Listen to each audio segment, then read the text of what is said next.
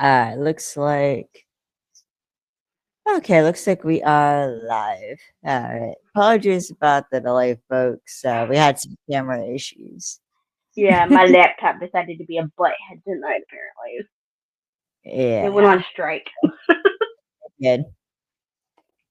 So, welcome to a new episode of Films and Fandoms. I got Alex with me, and today we're going to be talking Leverage, Season 2, Episode 13, The Future Job. So, this means we only have 2 episodes left of Season 2, Lex. Aww. It's okay. We still got seasons 3, 4, and I 5. know, but still. It's Redemption. It's like, okay.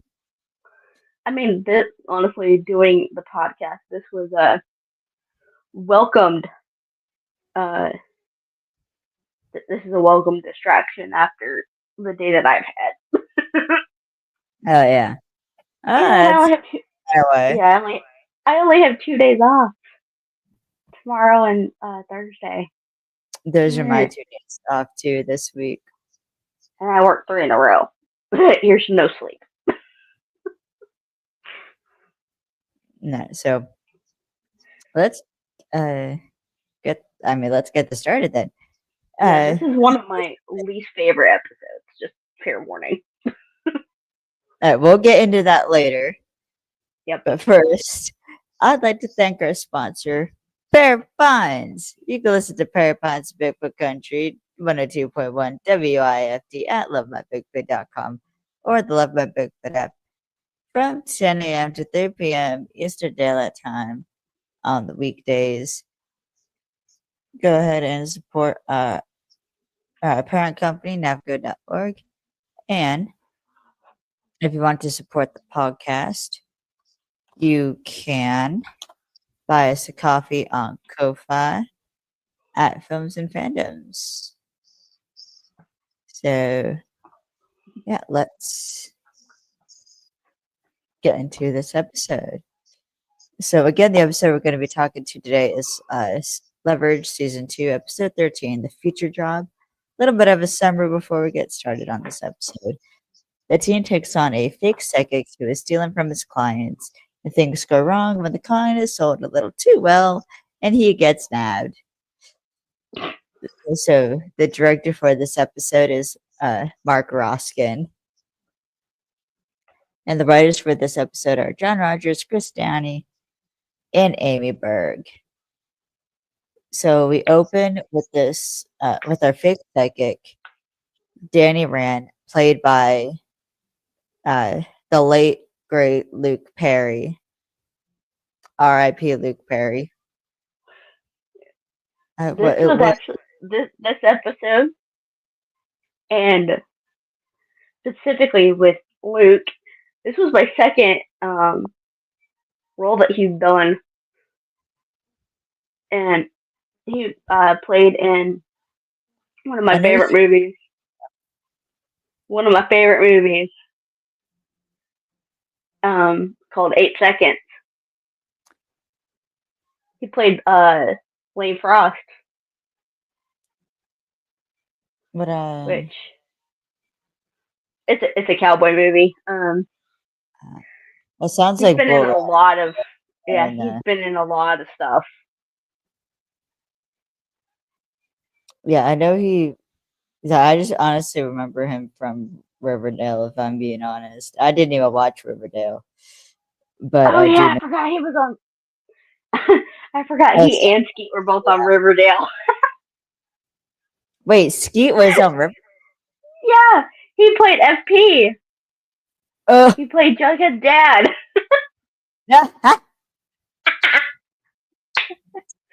But yeah, I forgot Luke was on Riverdale.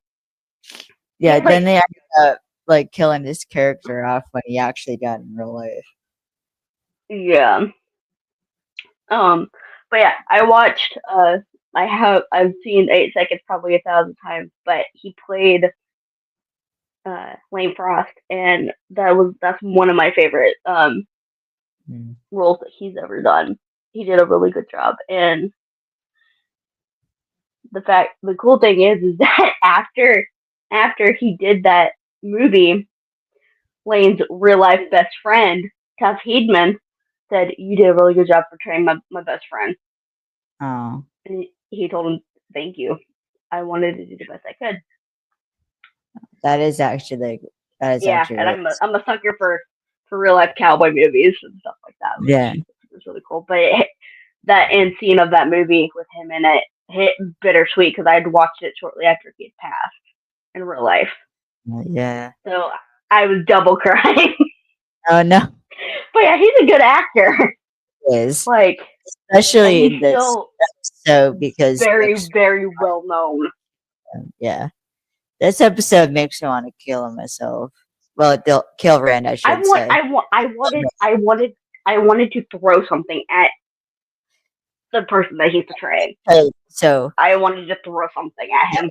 because the opening scene is him talking with this woman, and he's like kind of stringing her along, and we see that like the camera kind of pans down a little bit, and you see she is very pregnant, like not like ready to pop pregnant, but like it's obvious that she's pregnant, Yeah, and she's obviously like so in the stage of grief. I would say she's probably in the bargaining stage. yeah. And I clocked right away that she's She's in the very bargaining. still like very, very like sensitive and like very on edge when he kind of points her out. She's begging And she for like tenses up. I can see yeah, it in her body language. She physically tenses up, and she's like, "What are you doing?" And no, it's and in also her body like language, and I'm like, that right there, that little thing when he locks eyes with her, he looks up into the crowd and sees her, and her body language immediately changes. I immediately go, "I hate this guy." oh, yeah. So this is in some like office, this opening scene, but later he is at like a big studio. Yeah. But I Perry's hi Perry. Hi, Fairy. Perry Pines has decided to grace us with his presence.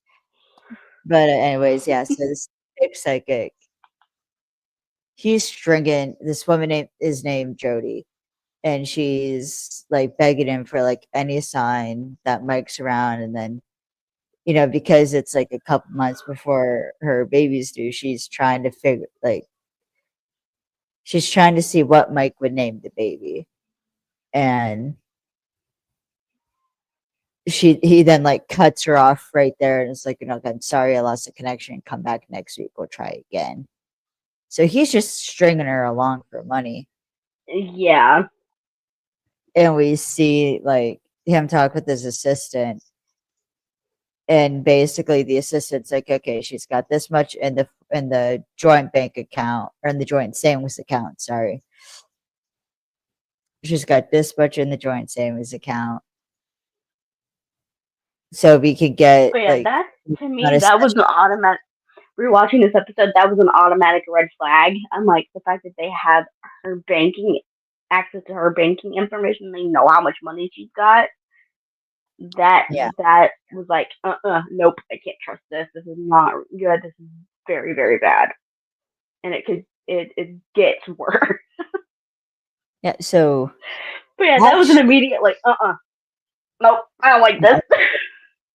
yeah, and then Rand's like, well, she's got the house, right? She could sell that. Yeah, And it's like this woman has a fucking baby on the way. And this motherfucker yeah, wants her to sell like the house. make her homeless. Yeah, with the This fucking is baby on the really. It's like like seriously, you were that much of a vile human being that you're going to make a pregnant lady homeless yeah. just for So your gain. That's nope. That's an automatic. Nuh-uh. Nope. Where's Eliot? This guy you needs to gotta be get punched. that's not you gotta go for me. I'm sorry, that's an automatic. You gotta go for me. But Yep. so we kind of see. Uh, so then we see like the client meeting, as we know, typical format of a leverage episode. You get the opening scene, the client meeting, the first con, plot twist, second con, Mhm. the glow, Yep. emotional payoff. Exactly. It is a nice format, so I can't really bitch about the format. I like the fact that it's kind of like too many parts of it. Like it's split up into two little sections of like, oh, here's Mhm. this kind of like about the person and all this, and then it goes right into them planning what they're gonna do. Yeah, And it kind of ties in. It's like, oh, that okay. So they know who this person is, what they're capable of, what their yeah, history is, and all this this stuff. And then it mhm, goes in. I like how it links. It connects. The puzzle pieces connect yeah, really, really seamlessly, which I love. yeah. Props to the writers for that. Yes, uh, yeah, yeah. Shout out John Rogers, Chris Downey. In this episode, Amy Berg. But yeah. So we see during this like client meeting, as her. So the client is actually the woman's brother, Yeah, who I'm assuming is like, you know,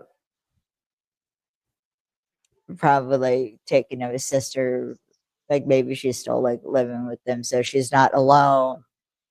And I'm yeah. sure like Maybe he's trying she to reached. help the She grief told up. him, "Is like, hey, can you try Like, to I've do been something to fix this?" And that's why her brother is stepping up and is like, "Yeah, I need to figure this out. I want to fix this yeah, and also if I well, can." yeah, yeah, because he's telling Nate that, like, it's like, she's been like she's been like a zombie these like ever since like she's been seeing Rain. She's been like a zombie. And of course it's like, well, everyone processes their grief differently. And he's like, yeah, but he's not letting her process her grief. Yep. Is that fucking marshmallow fluff? Nope. It is pain cream for my knee. Oh. I know it looks like marshmallow fluff. I was trying to be quiet about it, okay? No, I just Yes, saw I'm Mike. old. Yes, I had to put pain cream on my knees because I'm old. I have old knees. You're fine. You know what you Child, need. you were sleep deprived. Then you're I seeing stuff. am. All right, we're moving on. Yeah. So, yeah. So the client Oh, tells that Nate was funny. this. Yeah. Yeah. Anyways, Nate tells, or the client tells Nate about all this and how she's even talking about selling the house. And Nate's like, "We're gonna make him pay." And we get our intro. So while we're at the intro, so uh, I'll save my random psychic information for at the end of this episode. But let's kind of keep going. So the team all heads to like this warehouse where Rand shoots his show because he has a TV show that he like has an audience, and he's basically doing psychic readings on random people in the audience. And of course, Hardison discovers that Rand's trying to make it on like primetime television, and is also offended at Rand's lack of cybersecurity by using the public Wi-Fi. PSA: do not be typing in sensitive information while connected to a public Wi-Fi.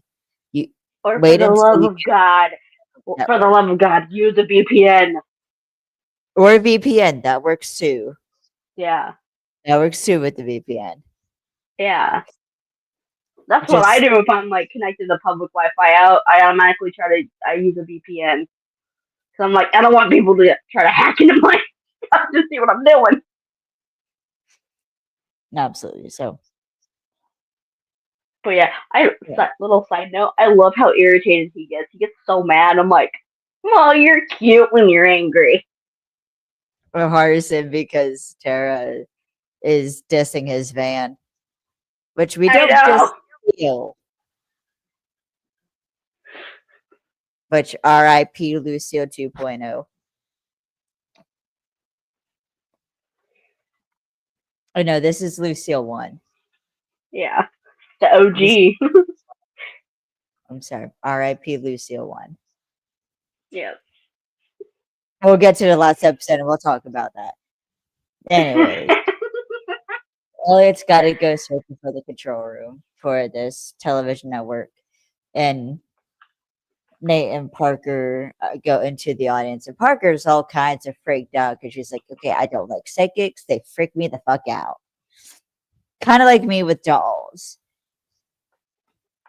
Don't ask.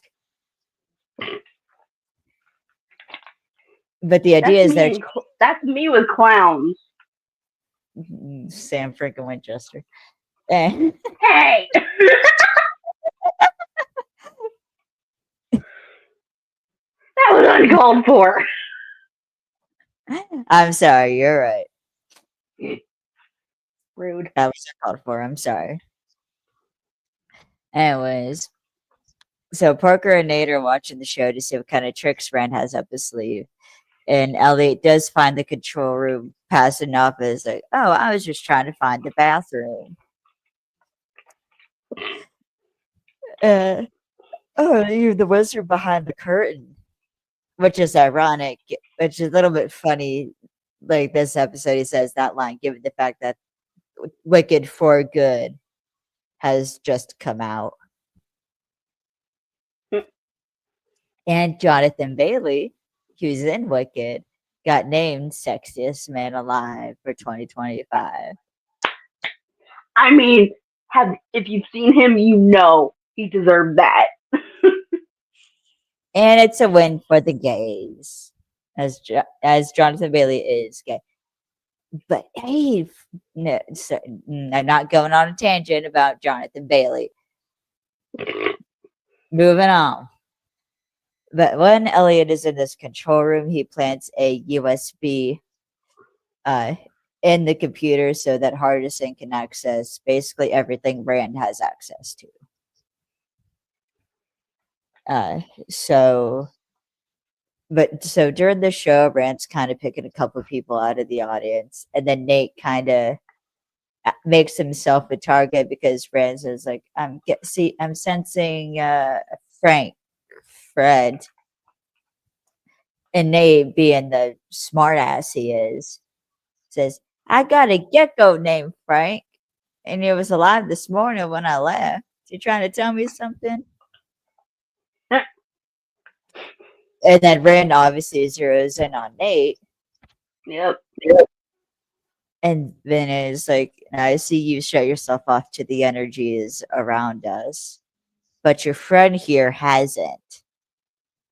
And you can even see as soon as Rand focuses on Parker, she immediately tenses up. Yep. And if you pay close It's attention, very, very subtle, but it's there.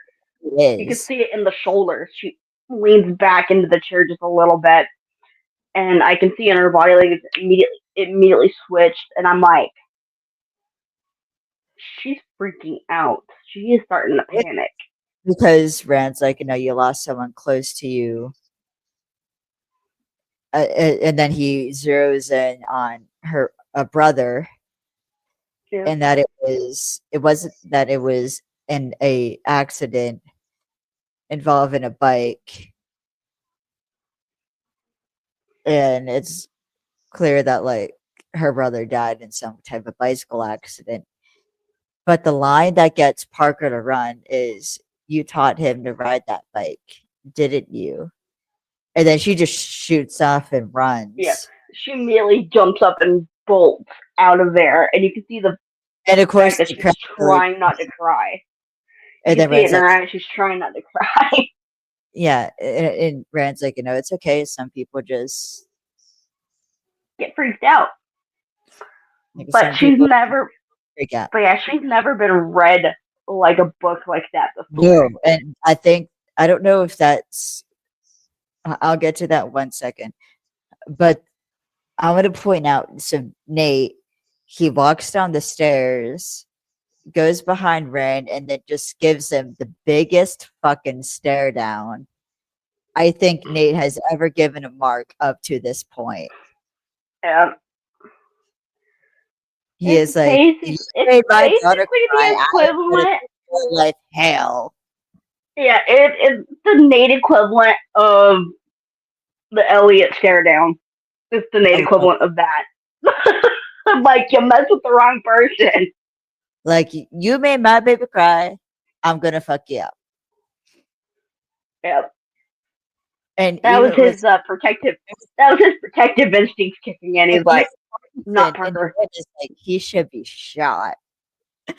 It is it's interesting because like both like Hardison, who is like the least violent person,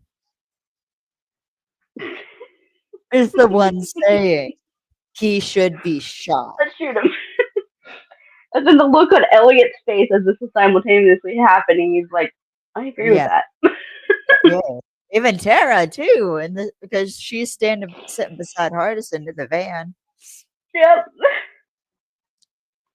We're like, I love Parker. that. Yeah, so we see everyone. I love how they're protective of her, and it's so cute. They are. I mean, because we know Hardison has feelings for Parker, Yeah, but it goes to show like this is like if you they're a think about family. it, well, yes, and we just discovered their switch. Yep. That's what this was. We just discovered everyone's switch Yep. for how they might not. I don't think they realized it just yet. Like they Yeah. know what happened, but I don't think they like put two and two together yet. Just how far they're willing to go. Which, if you think about it, also sets up season Elliot's arc in season 3 Yep. because he was in season 3. Going up against Moreau and Kind of Elliot facing his demons a little bit, if, as Christian was to say. In season 3, he faces his demons. In it this is season, Parker faces emotional turmoil a little bit, especially well, in this episode.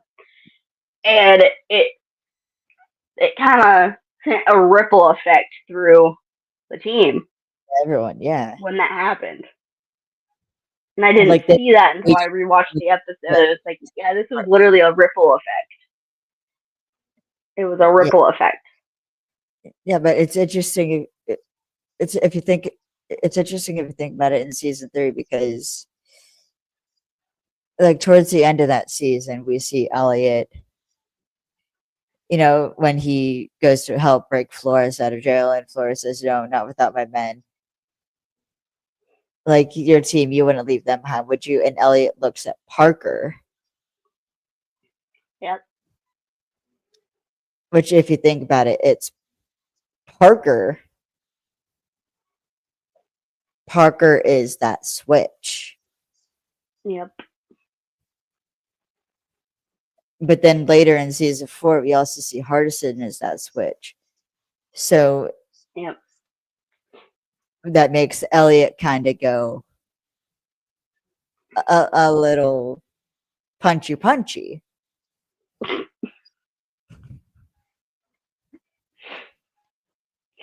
Am I wrong? No, you're not. You're not wrong at all.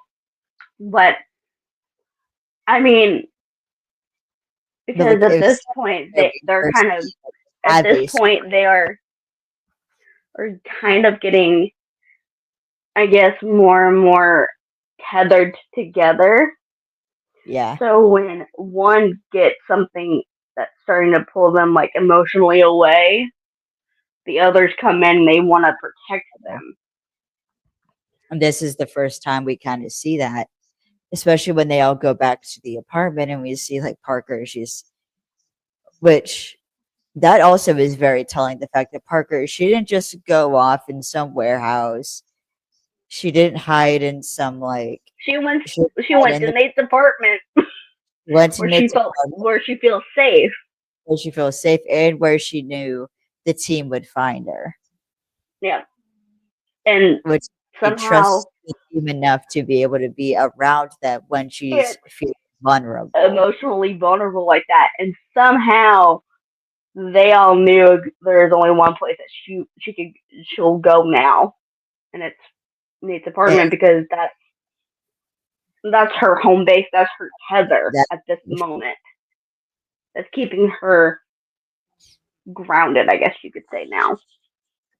yeah, so I'm gonna kind of keep going, carrying on here a bit. So yeah, Parker's all freaked out because she's like, I never told anyone about this. You know, how did he know? And they all explain like he just cold read you, Parker. She's like, but I didn't say anything. And it's like he read your and like Nate explains like I know he read your body language. And then he starts breaking down like do you remember he asked this vague question, uh like is it anything is it paternal? And how like she furrowed her eyebrow, which basically told him no, and then he hit on brother, and then he hit on wheels, Yep. and then he hit on Because he just went with the and odds of some accident. and and the funny thing is that actually is a real. It's It's not. a real technique. It's kind of a real like psychology technique, but it's actually a real science that CIA operatives and stuff like that when they're interrogating you, that's what they use, and it's the art of reading your facial expression, Mhm. among other things like your body language, and but mainly it's your facial expression, how your facial expression just changes ever so slightly, and how like even like your pulse will quicken. They could see that like the twitch in your neck muscles if they get close to something that's truthful. And I know this because of another show called Lied to Me, and that's what Oh, he does. He analyzes people's facial expressions to tell if they're lying or not, and it's just all in the body language. And yeah. I've even picked up on the ability to kind of do that a little bit, and it freaks people out when I do it, and that's hilarious. I love it. I've even kind of started picking up on some things too. That's just because I'm around people all day. But True. and so then Parker, so as like they're explaining all this stuff, Parker's like, "What about the other people in the audience?" Like he knew like he knew names and stuff.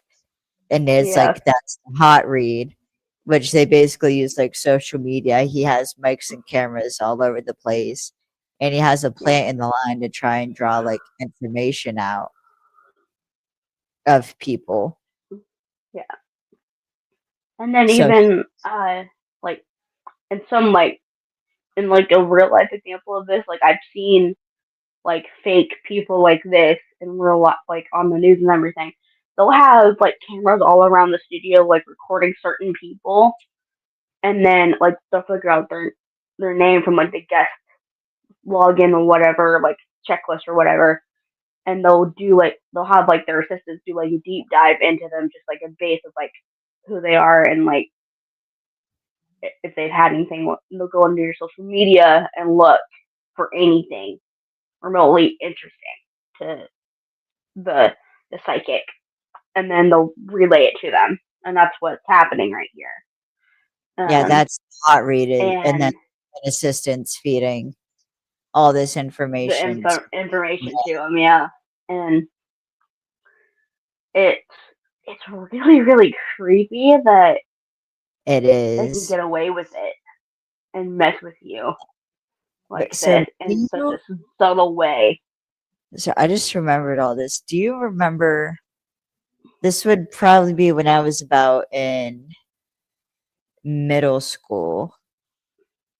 Do you remember the era of like TLC television where there was all these like celebrity psychics? Yes, like Long Long Island. Island Medium and like So, Teresa yeah, and there was all this, the yeah. there was some like celebrity one too. It was a guy. Yeah, I can't remember his name off the top of my head, but he actually turned out to be a fake.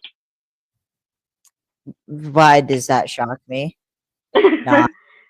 um, but yeah, I We'll remember that. do an episode on fake psychic.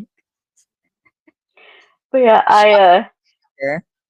But you'd be the surprised fact, how many fake yeah, psychics. it's creepy, but it's also kind of funny at the same time that they can just basically do like just a quick read of your body language and they can just make something up. Or And like most of the time, you manipulate can kind of lead them into. They can lead. They can get led into what they're trying to like pull out of you, basically. which is your money. Not necessarily. They just want to either get an Majority, emotional reaction out of you, that's true too, but or majority of the time they do actually they do actually end up wanting your money. true. They just got to string you along first, so you lower your guard enough and trust them Yeah. to give them the money. It's basically a psychological sleight of hand, if you think about Yeah, it. it is. Yeah, so of course, like Tara asks, like, what they're gonna do now because like they gotta obviously take Rand down. And Parker's like uh cut off his arms, or his head. Yeah, I want to kill him. And then Eliot, I like how she goes, I, I want to kill him. Can we make that happen? And he goes, yeah. Eliot's like, I mean, yeah, I could. He didn't even hesitate. He goes, yeah, we can make that No happen. hesitation, no delay between the lines. I mean, I could, But to but be honest, I really, in that moment, when she asked that, I really just wanted to reach into my screen and just hug her and never let go. I her just wanted to face hug is her. like red and puffy because she's been crying, and Yeah. And I like how, uh, like her voice breaks in such a way that it's almost like a little kid asking for revenge in a oh, way, eventually, and it's like, yeah. But it's kind of there heartbreaking too. is. But the thing I can't get over is just how quick Elliot was with it when he It's like, yeah, said, "I could." So, but and the my Nate, brain immediately went, Elliot, no, don't, don't be stupid. it's a no. And then Nate has to, of course, step in and be like, or we could give him Not exactly yet. what he wants. True. We could give him what he wants, and then we expose him. Yep. And then, of course, Elliot asks, "How are we going to do that?" True. And Nate says, "We're going to steal the future." Or I guess you can say, you know what's coming. Back to the Future. No. I hate you. Why didn't I think of that?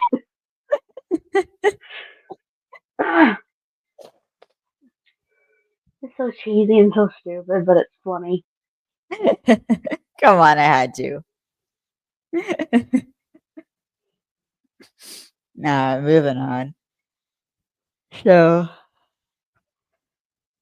sure. So we see Rand has a meeting with like this network, and they won't pick him up because there's other psychic shows, and they can't justify picking it up unless like they get good ratings, and they need to show something that they haven't seen before. So Rand makes all these big promises. He goes back to the office, his office, sorry, and gets into a fight with his assistant. And then the assistant reveals that they have had some cancellations.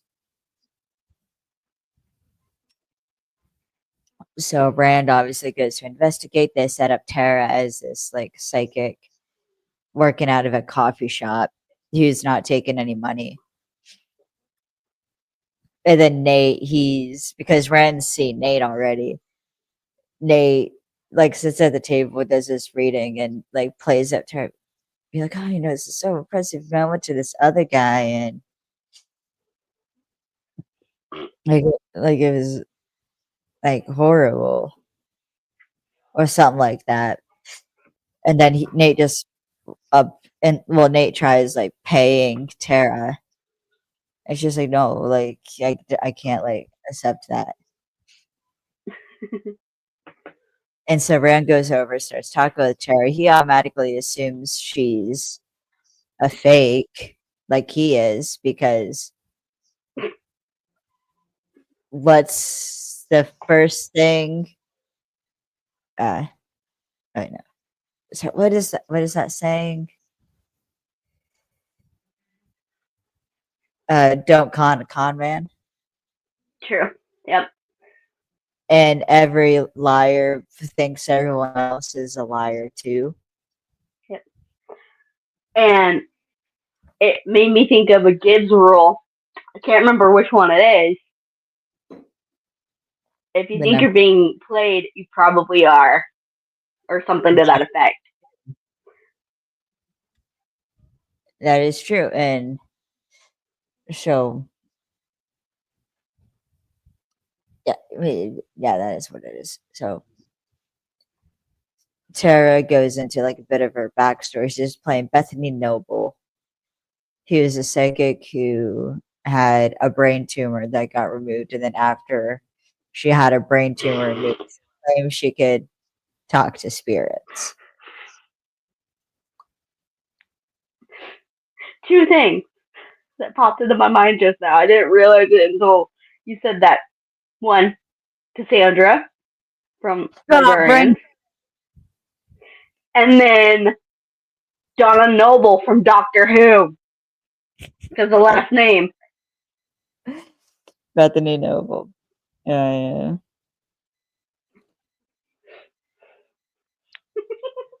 Yeah, and so, and of course, yes. Sorry, I'm moving on because so Brandon kind of tests Tara a little bit, and with a little bit of slight electrocution, uh, Rand basically believes that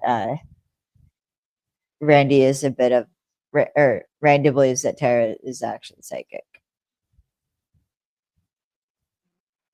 And to test her, he does this like, he asks, like, okay, tell me my future. And Tara does this whole like prophecy thing about how, like, this person know the call by another name, and he doesn't pay his tickets, and like all this stuff. And so, with a little bit of help from the team, they set up everything that Tara says by like switching out his coffee cup, stealing his wallet, towing his car, and Nate nearly running him over in a car. I love that. That was priceless. Which I wish we would have seen that conversation, because like Nate purposefully had Parker do the cups, Yeah. and they did it, and he didn't want Eliot behind the wheel because Eliot would have just ran his ass over.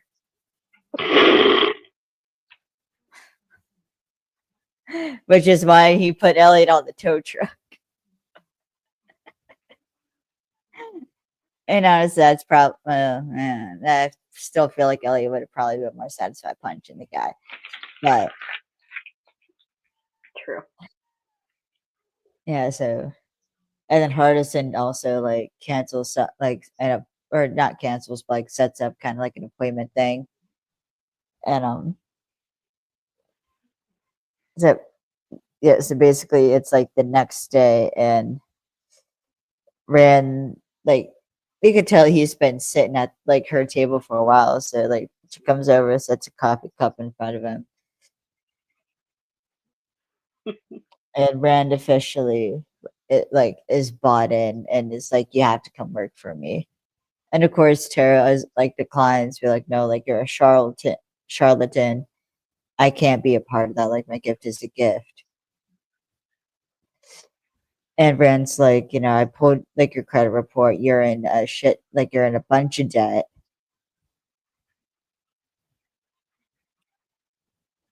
And of course, Tara's like, why the fuck do you have my credit report?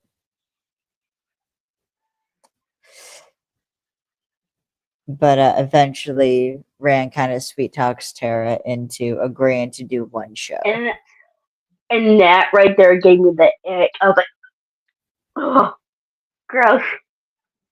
Just the no. He gave me major creep vibes when he did that. Yeah.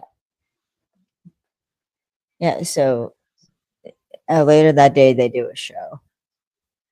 Now, I think this is like one of the craziest things they've kind of done up to this point, and when they during the show because so this is what they're doing. So they have to convince Rand that Tara is actually psychic, which means Hardison's on the computers picking out people. They got Parker on wallet detail, pickpocketing wallets and putting them back, which is probably a smart choice. And what's funny is Parker's, steals a wallet, swipes the ID so that Hardison can get the information off of it. It's just like, well, it's taking me longer because somebody's making me put them back.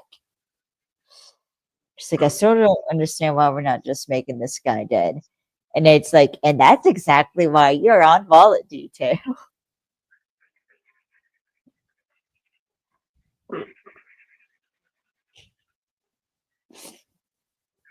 Because if Parker wasn't on wallet detail, she'd be finding a stabby or a zappy zap Yep. and doing the job herself. So yeah, so Harrison's on the computers. They got Parker on wallet detail. Tara's up at the control panel. Her Eliot is in the parking lot. He's looking at all the cars to see what information he could get from the car, like the make, model, like if it has like a bunch of mud, like what's in the back, if there's like decorations, that kind of stuff.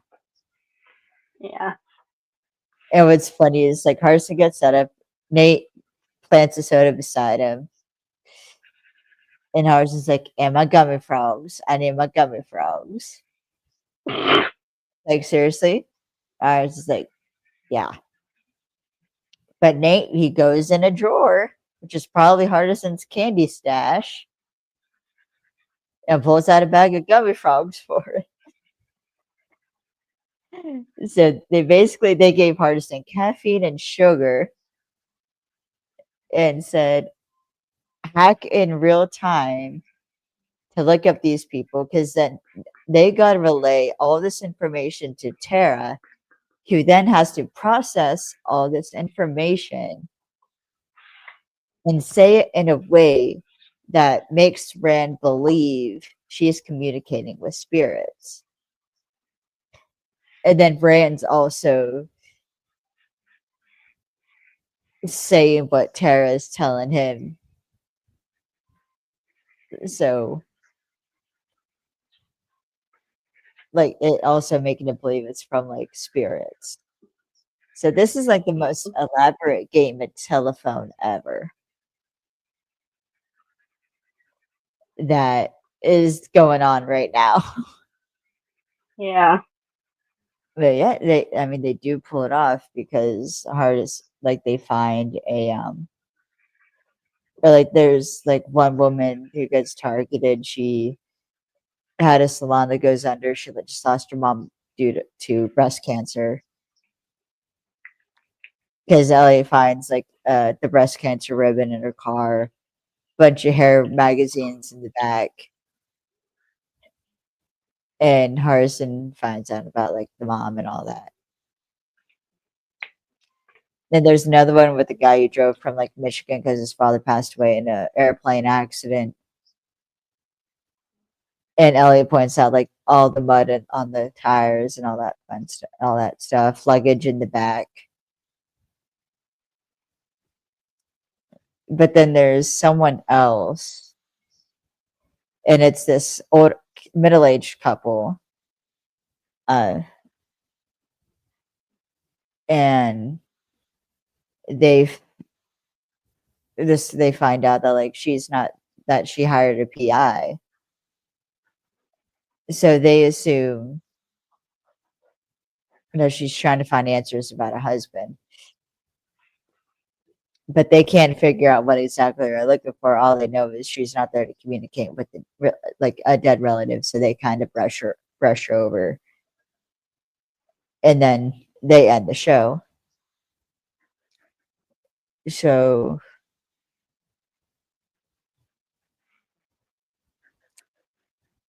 uh, yeah, so like Tara and Rand go outside. Elliot's kind of watching from the side, hiding.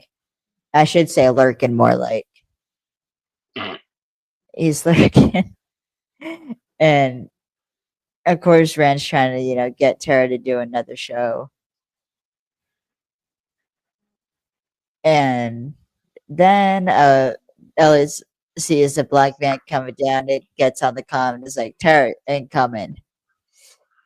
Van pulls up, someone grabs Rand, Tara or puts a bag over Rand's head. Tara gets in action. Elliot comes busting through. Tara and Elliot can't get the goods because they all like run inside the van. They can't like Elliot tries grabbing for the door, but I think that like he can't like reach it in time by the time the van pulls away. So we Yeah. can't get the door to even like open the door so Rand can jump out, and they run off. Or the van drives off. So Rand's officially been kidnapped, so now they gotta go back to the HQ and they gotta figure out who kidnapped Rand. And so their first suspect is, this Cusin guy. And because that's the guy's name, Nicholas Cusin. And Tara's like, oh, yeah, she's thinking he's cheating on her. And Harris's like, how did you get that? I just said the woman hired a PI. What's funny is Tara says, middle aged woman hiring a PI. She's not looking for the Maltese Falcon. Which guess what the season finale is called? The season 2 finale, I should say. The Maltese Falcon job. So that's a little bit of foreshadowing. Sneaky but funny. I like how they did that. It is. So yeah, basically, uh, yeah. So they also find out that Cusin was arrested for armed robbery and just got out not too long ago. And Elliot reveals the guy who tried to nab Tara had prison tattoos. So their suspect is Cusin, which turns out to be right. And after some investigating, they discover that Rand's at a warehouse. Tara and Elliot go to the warehouse. Elliot's on backup in case Tara needs him. Tara goes inside. the warehouse, and Tara. What's funny is Tara's like, "Are you gonna keep him long? We have a show to do later." And and then Bran looks at Tara and is like, "How did you find me?" She's like, "Well, the spirits told me you were in danger. I just followed. I just listened." So yeah. So basically, so now Tara's gotten herself involved in this because Houston has her sit down and he starts explaining to Tara what's going on. He does like a roundabout way of basically saying him and a partner Brancato uh did an armed robbery or did a or robbed a bank. They got or Brancato hid the money. Houston went to jail. Brancato died before Houston was able to find the loot. So now he's trying to use Rand and now Tara to try and find out where the money is. So Nate's like, okay, this guy wants a bag of money. Let's give him a bag of money. So Tara starts planting like little breadcrumbs where, like, she says, that she sees a car and like she describes the car that Brancato actually drove. So they find a car near a storage unit. So they gotta like set up the car and then like and they get a storage unit all set up and fill it with shit and then Tara leads then Nate has to basically bribe the manager of the storage unit for his overalls so that Nate can be like play the manager and they got a safe deposit or a storage unit key and then they use that to lead everyone to lead them onto the storage unit. And as funny as you see them like filling up the unit, and Eliot purposefully drops a box of books on Hardison's foot because Hardison's bitching that they had to use like they used up all their luck. Like Hardison's bitching about all the hard work he had to do to like make this scavenger hunt. And Eliot just drops the box. He's like, "Hey." Eliot's like, "What? It's baby clothes." And Hardison's like, "No, it's just books."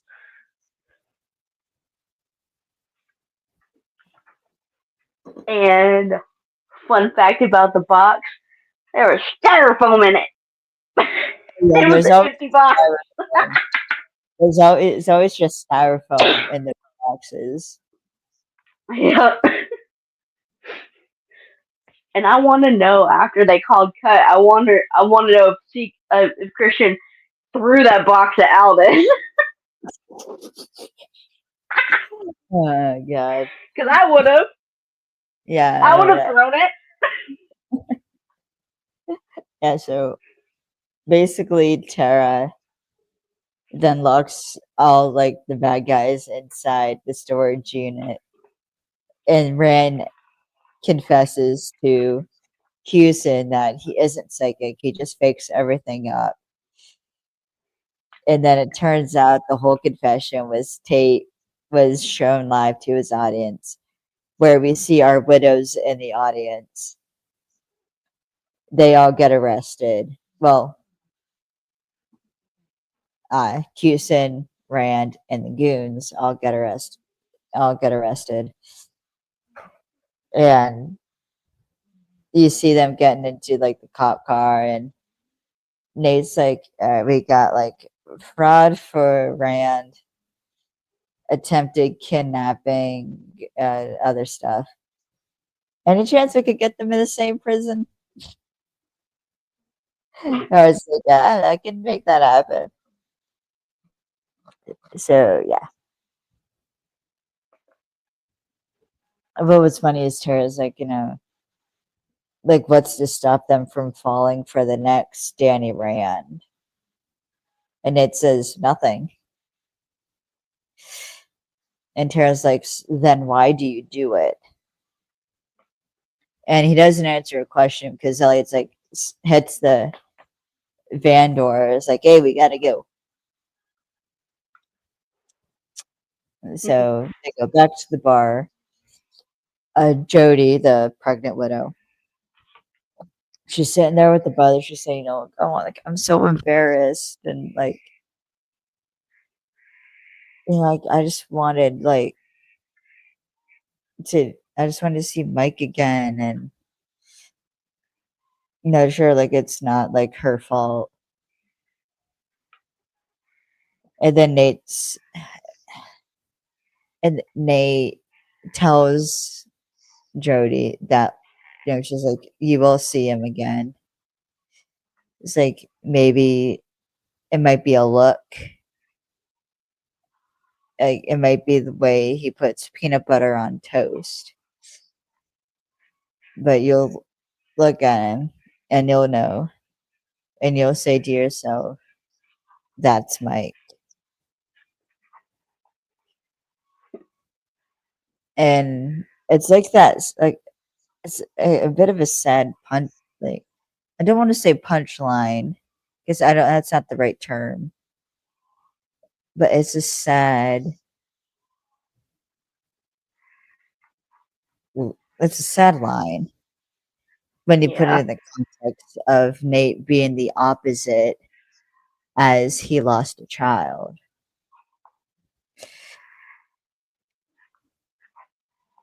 Which but there's the link that they both lost someone close to them. yeah, and like now, uh, like even though Jody doesn't have, so basically what Nate is trying to tell Jody is like, yes, your husband is gone, but like you'll always have a part of him in your son.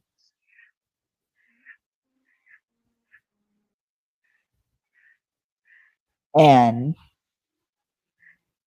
like Jody, like her brother, like helps her sit up or stand up, and they like leave, and then Parker, and we see Parker handing some like money over to the brother, being like, this is for like Joe, this is for your sister and the baby. But it's at that moment Tara's like, I get it now, because even she's starting to tear up. Because like it was at that moment I think it finally clicked for her, like I understand now why you do what you do. Yeah, It's this feeling right here that I'm feeling right now. And it's knowing you made some, like you made, like you, it's not that you saved the world, but you saved the world of that one person. And that is what or matters. or the way that I see it, they save a piece of their world that they knew Yeah. of whatever, like whatever their connection to whatever person, or thing linked to someone else. I thought that was Hmm. really cool. Yeah. And then, of course, you can't end a leverage episode on a sad note. So Parker goes to the bar with Elliot Hardison, and they're sitting down. Elliot's like, "Huh? Where'd you get the money? I thought you said all the money went to Rand's last show, and that he was broke." And I was like, "Yeah, like yeah, he is. That it did, and he was." And I was like, "So where'd you get the money?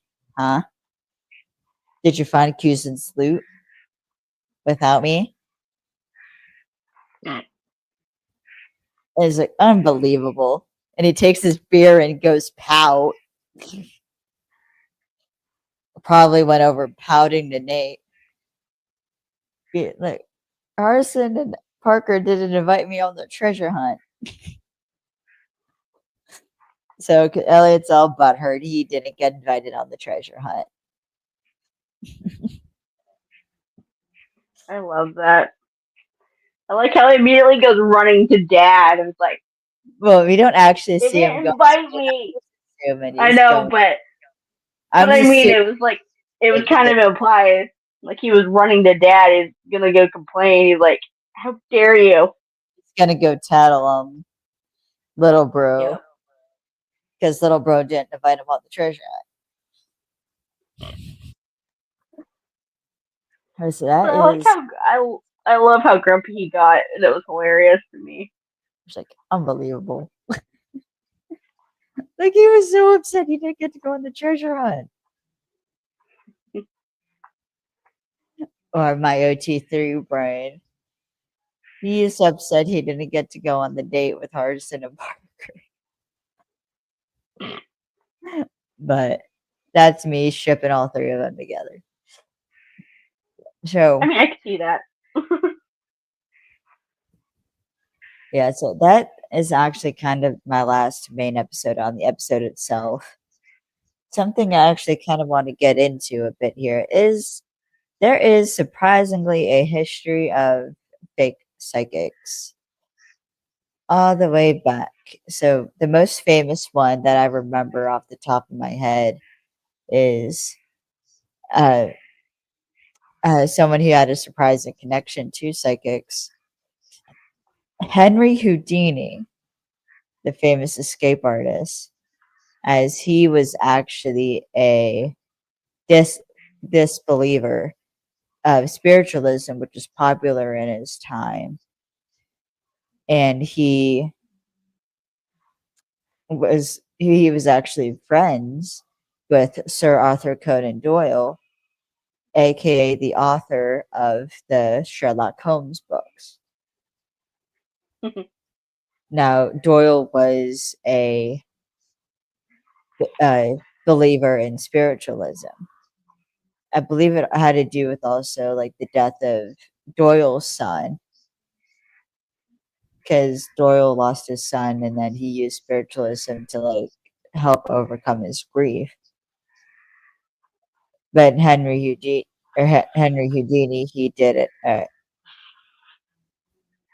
uh, I called him Harry Houdini. Why was I calling him Henry? Harry Houdini. So Houdini did this like famous experiment where he attended a seance and he was able to find the tricks. And because like Harry Houdini's mother had also passed. And so he attended a seance and this like fake psychic woman was Yeah, claiming and to know his mother. yeah, he found the rickety board to the underneath the table that was causing it Yeah, to move. yeah, but there was There was a also draft, I think, yeah, and then there was something that she maybe. rigged to make the lights flicker. Yeah, it was like a ventriloquism type stuff too with like Pretty sonic. much. But the main thing I'm thinking of is this psychic woman had channeled, or was claiming, I should say, to channel Houdini's mother. Except she drew like an upside down, like she drew like a cross, and then she wrote like "I love you" in English.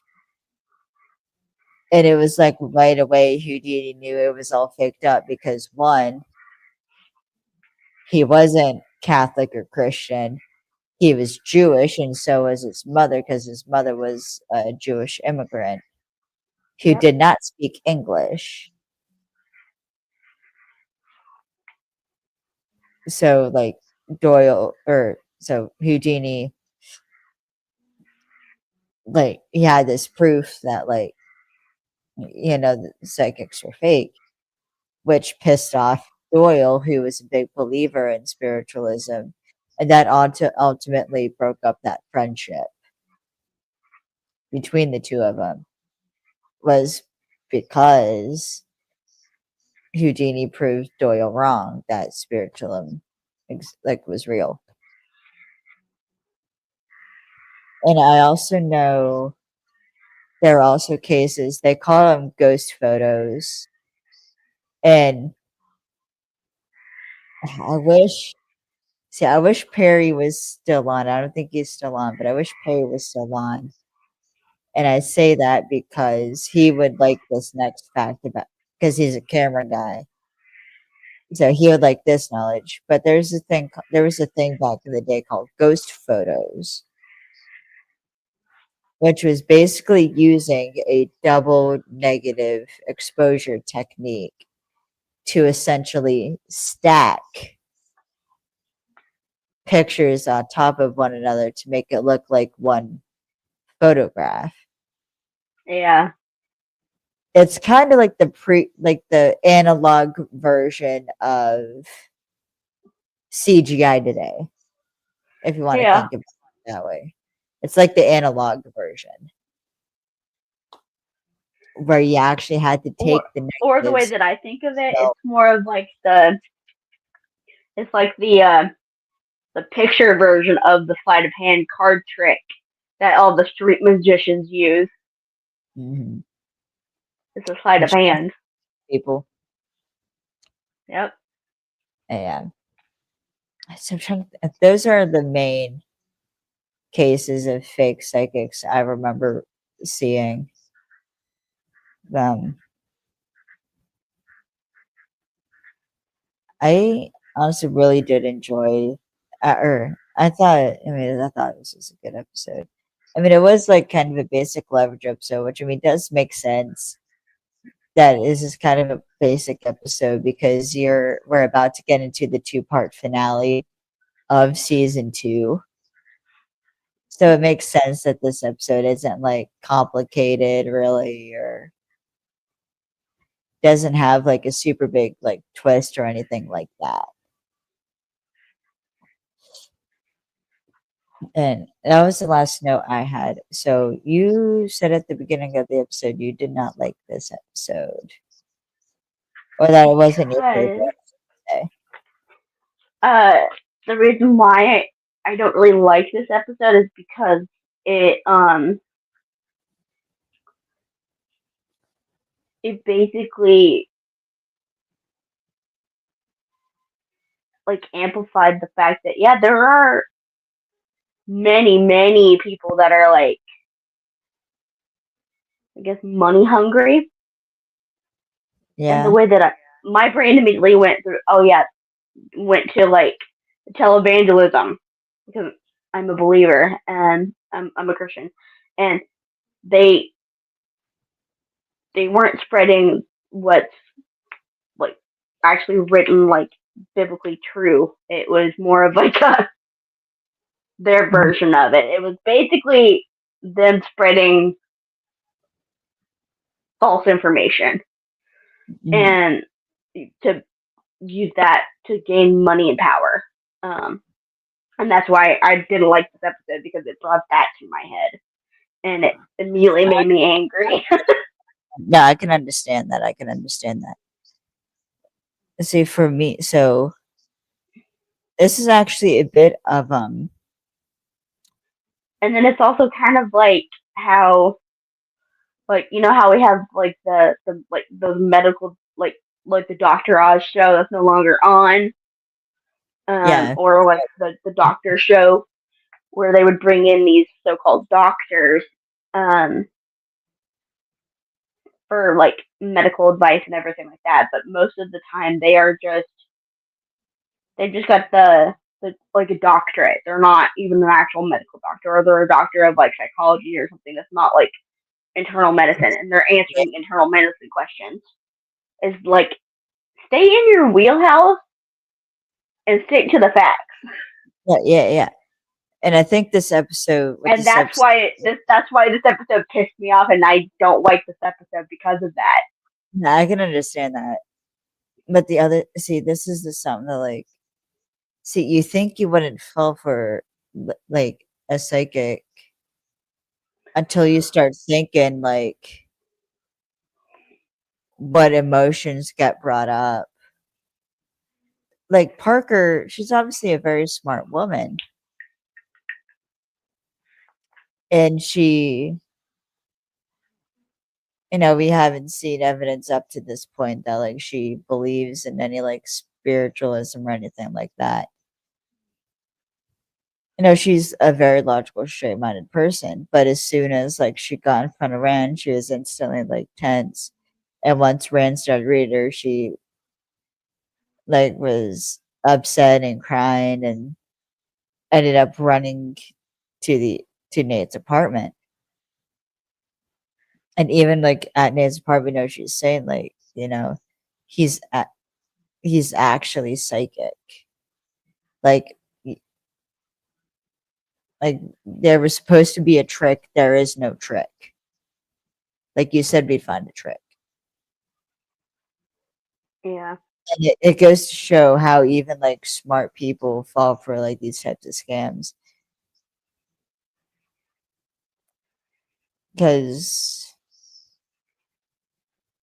and I even see this pretty much every day myself.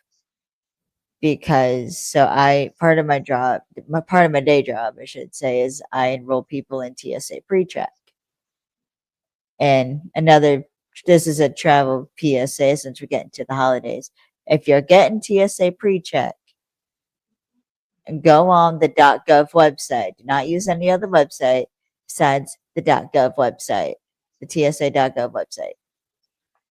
You'd be surprised how many times I have people come up to me and be like, "Oh, like I filled out an application online," and it's like, "But I already paid for it," which is an instant red flag for me because I'm like, if you enroll in pre-check through Clear, you're not supposed to pay for it till at the end or till you get to the actual pod. Yeah.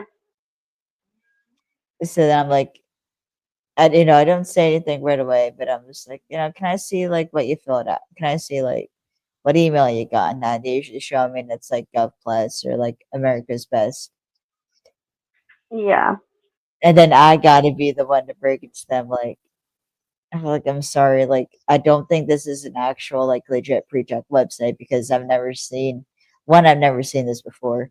Two, it's not on the actual .gov website. Three, I've never actually heard of anybody getting pre-check from this website. Yeah.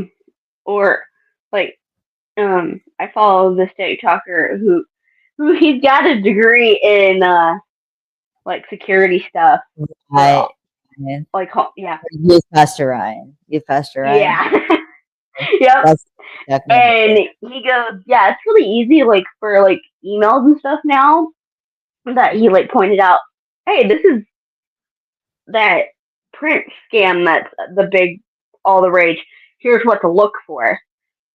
Or and even like I get like call center calls from like these Indian call centers, yeah. and they're obviously Indian. You can hear it in their accent, and they're trying to Yeah. speak with in broken English. No, yeah, yeah. And, No, I did see. and I totally I took a page out of his playbook. I fucked with one of them really bad, and I'm like, all Oh. right, I'm gonna forward this to the FBI. Click. And once I even was like, yeah, I'm a FBI agent. You called the wrong number, and they was like, click. They hung up on me. I don't know if I should be saying. Oh, wait, no. It's fun. Like I mess with them. I purposely fake like I'm like either stupid or I pretend like I'm a cop or something, just Do to you get them to hang up. do you remember me telling you about the interesting phone call I got the one day? No, I don't know. I don't. I don't think he told me. Did, I, Did I tell you I got a phone call from? Wait, I don't know if I should say this on air. I'll just wait until after we're done. But But anyways, yeah, and then like most of the time, like if it's like it's more like a scam, they'll yeah, try to even like spoof like your phone number or something, but which is also creepy. actually speaking of Youth Pastor Ryan, I saw an interview he did where he said it's not so much boomers anymore falling for like There's scams. there's there's people like in our generation now that are falling for it But he because said, like they'll get like an email or something. I've I've gotten this because I'm on disability. not yes, I've gotten a text from the disability department, but I spotted right away that it was fake, so I mhm. blocked the number and didn't Yeah, even respond to it. in the Because interview, if it was like the legit agency, they would call me or they would send me an email or something in the mail, yeah, and they were asking for my verification on something, and I'm like, I've not yeah. already verified this information. Block. But also,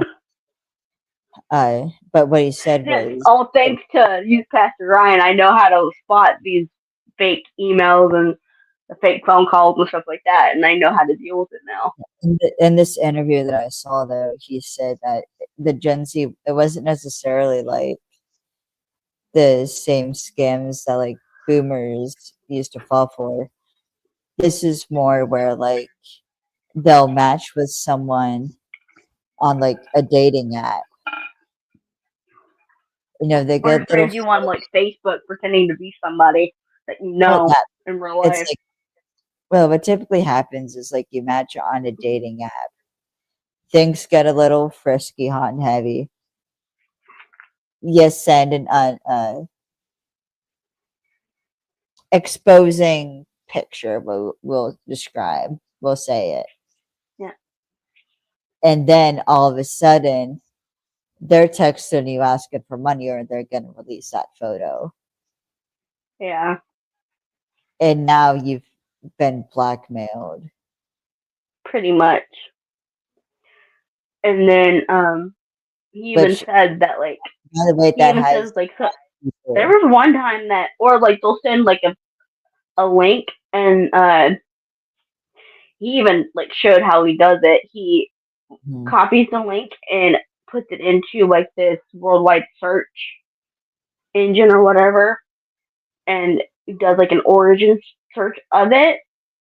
And 9 times out of 10, most of the time, he said about 75% of the time to 80%, it's from like an Indian call center or Pakistan or something like that, Yeah, yeah, and it's a website based in Pakistan or in India, yeah, and they're yeah, just yeah, trying to get your information. yeah. But Um, yeah, and I even have that on my. I have even done it on my uh when I've gotten a weird text from a random freaking number. I've copied the link. I no, haven't no. opened the link. I copied the link and I did uh an origin search is what he called it. And I did that. So speaking, so yeah, and and that one was from Russia. okay, so I'll go half into what happened. So I got a phone call. So what was funny? So I got a phone call one morning when I was at work. Didn't recognize the number, so I just hung it up. hmm I called again. It's like I don't know this number. Leave a fucking voicemail. I didn't Yeah. actually say that in line. Just I hung up. Then I saw I've Yep. got a voicemail. So I was like, okay, I'll listen to the voicemail. Listen to the voicemail. It was somebody saying they were from the FBI. So now I'm thinking, what the fuck? Someone called me trying to scam me, saying they're from the FBI. Then my brain got to thinking. I was like, well, so so this is fun fact: if you get a phone call from like someone claiming to be an FBI agent, you can call your local FBI office And and verify hey, I if got a they phone actually called you. from the Agent Smith saying And this was, they and tapes yeah, this, like, give a brief synopsis of what happened. Like, they said this. Was like it they you guys actually trying to take contact me? this, and And then usually then they'll be ask. someone being like, okay, let me verify that they actually work there. Yeah. And then And a friend turns of out mine actually actually an FBI agent who contacted me. I'm not going to get into why. I promise it wasn't for me.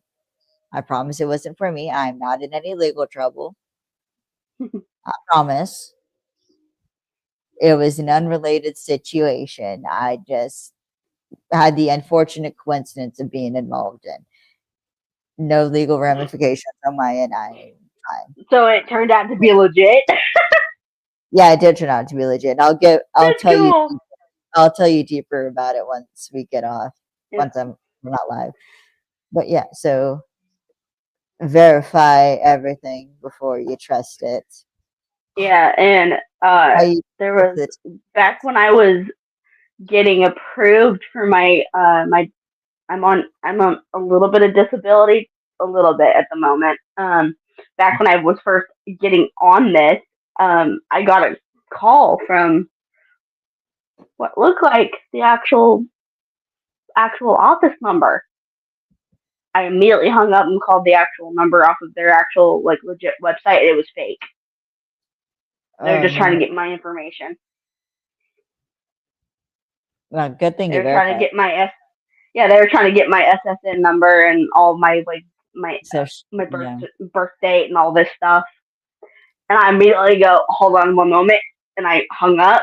And then I immediately called their office here, the local office here. Mm-hmm. Um, and Yeah, they not said, we have not enough. contacted you yet. We have not contacted you yet. You're still in a pending status with your case. Nothing has been settled or anything. It's still in a pending uh, status at Yeah. the moment. And I go, okay, thank you. That's all I needed to know. And then No, I hung yeah. up and I go, that was weird. And then it happened to my dad because they called Verify. him and tried to pull the same thing. Oh no. But Yeah, yeah, but yeah. that happened like about, like, almost a year ago, and it freaked me the hell out. Yeah, so the moral of this story is it's Be easier than careful, be for careful. one, and two, And it's easier to get tricked than one might think. yes. And also it isn't necessarily your fault if you do Do end up get scammed. It's tricked. so easy nowadays to get scammed. Yep. So please be careful Yes. and don't Don't willingly be give out information. and also Verify first. don't be sending exposing pictures of yourself. That should also be a lesson. Exactly. So yeah, that's I mean that sorry, we should probably cut this off before we go further because I don't have any more notes in regards to this episode. Me either. It's about this But yeah, episode. this was a fun yet maddening episode. That's all I'm gonna say. As like a Fair. final thing, but yeah. Sorry for the public to look at. I'm Perfect sorry. timing there, Perry. I had to share that one. I'm sorry. It was too funny. I'm sorry. I had to share that one. Yeah, so I don't have any more notes for this episode. Do you have any notes you want to say on this episode? Nope. All right, But yeah, so I liked this, and it kind of, because I mean, back when the show was on, back in like the early 2000s, like, this is season it 2009. yeah, 2009, 2010 era. This was these types of scams were really prevalent, and people fell for it super easily. Especially since this And was right it was, Yeah, and it's This really sad actually when you think yeah, about it. this is also like right after the 2008, financial crisis, which means Yeah, people were trying to pick up the pieces. everyone was struggling for to pick up the pieces after all that. So yeah, desperation and also change in the need for technology. the need for survival basically kind of took over. They wanted to survive, Yeah, trying to pick up the pieces. But yeah, that's just it's sad. But even now in modern era, we have these types of scams. Um, still with yeah, and these they're fakes. probably gonna get even worse now Yeah, with all that's going on.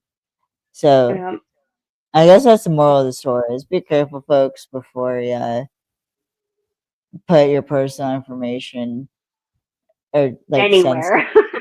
Yeah, um, but yeah, just be don't use careful. public Wi-Fi to Period. send sensitive information out, Yep. and don't be sending exposing pictures of yourself. Yep. And also, probably another good piece of advice is don't check psychics. Exactly. That's probably another good lesson to take from this episode. Yeah. Yeah, I don't have anything else. Do you have Me anything either. else? We're gonna go wrap it up. So, Yeah. speaking of fairy finds, I'd like, I'd like to thank our sponsor, Fairy Finds. You can listen to Fairy Finds in Bigfoot Country, 102.1 WIFT at lovemybigfoot.com or the Love My Bigfoot app from 10 a.m. to 3 p.m. Eastern Daylight Time on the weekdays. I'd also like to thank our parent company, NAFCO.org. If you would like to help support the podcast and us as content creators, you could go buy us a coffee on Ko-Fi at Films and Fandoms. Link should be in the chat. We also have Discord. That is our invite code. I still need to work on how to get a better invite link than that stupid thing. This is our Instagram, FN Fandoms with Kaylee and Alex. Our Twitter, FN Fandoms. Our Facebook is Films and Fandoms. Or you could go on my website, Kelly Santel Acting, and you can follow me on Twitter at Miss Movie Fan underscore 67. On TikTok at Movie Fan underscore 67. You can follow Alex on Instagram at Alex the Alley Cat, Twitter at Alex the Alley Cat, and on TikTok at Alex the Alley Cat. And you could go check out our friends at Ma Filmworks. Support them on some amazing projects they got going on as well. So that is all I have for this episode. So next week, the episode we're going to be talking about is part one of the two-part season 2 finale, which is the Three Strikes job, which I will say I think is one of Eliot's best looks Yep. myself. And you know what I'm talking about. You know what I'm talking about. Yes, I do. You know what I'm talking about. And it's one of my favorite episodes uh of the season actually. It's in my top 5. And Yeah, I mean that. so I'm really I'm excited. excited this to start the two-part finale, but we will do that next week. Uh, yeah, next week. I'm not quite sure what we're going to do about the week after that. Is that will be Thanksgiving week. Since it's Tuesday, might we might have to talk about that off camera. We might Yeah. have to talk about that off camera. But what we're going to do for the week of Thanksgiving, and by then, but by the end of November, we will be done with season 2 of Leverage. Yay. So another season of a showdown. And we're gonna kind of just keep on trucking, I guess. Yep. So yeah, This is fun. I love this. I love it too. Is there anything else you want to add before I end the stream? All right. Thank you, Alex, for joining. Thank you guys for watching. And I guess we'll see you guys in the next episode. Bye bye, everyone.